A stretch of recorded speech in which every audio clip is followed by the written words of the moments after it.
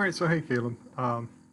So to do that 3-point best fit, or essentially a 2-point with the clocking, and be able to scale from like 0.1 to 0.2, one method they might want to consider is that we can easily do this in SA using the best fit dialog.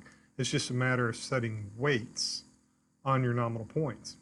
And I'll illustrate that. So I'm going to just drag the instrument off to the side here. So we've got, I'm going to go ahead and turn on point label so we know what's what. So we want 0.1 to be zeroed out. 0.2 in essence is going to be zeroed out as well because we're going to scale between 0.1 and 0.2. So this should be perfect to nominal. This point should be perfect to nominal. This point should be perfect for Z because we're going to clock in this particular example in the Z direction. But we don't really we're not really so concerned what X or Y is. It's going to be what it is. And I think to illustrate that too, I'm going to go ahead and turn on the report bar.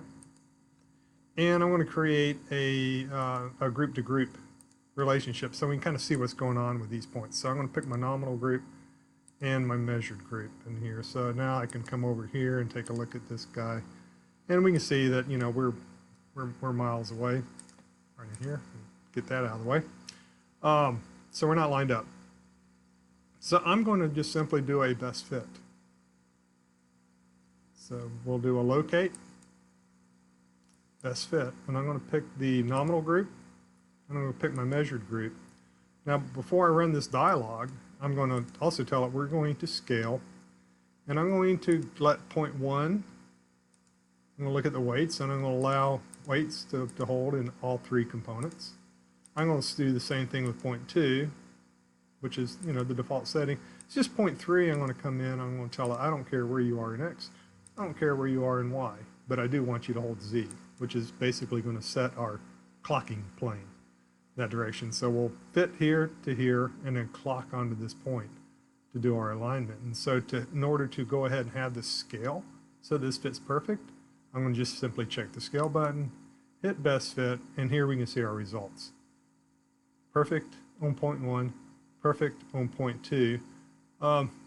Pretty dang close to X and Y, but we're really only holding Z. So when I apply transformation, I am now fit to the tool, I am scaled, and my 0.1 and 0.2 are always going to be zeroed out in X, Y, and Z. And then I'm also going to have my 0.3 will always be zeroed out on Z, but not necessarily in X and Y. And that is a method that we have had in the software for quite a while now. So some of the things that we can do, you can actually store these points with the weighting turned off. We can also import points in with weighting. So you can take your nominal point set, give it the point name, its X coordinate, Y coordinate, Z coordinate, but then we can also set the weighting for X, the weighting for Y, and the weighting for Z. So you could simply import these in. If you had, you know, many points, you could do this over as well with weighting. So consider doing best fit with weighting to accomplish what they're doing with essentially what they're calling a 2-point alignment. Okay, hope that helps.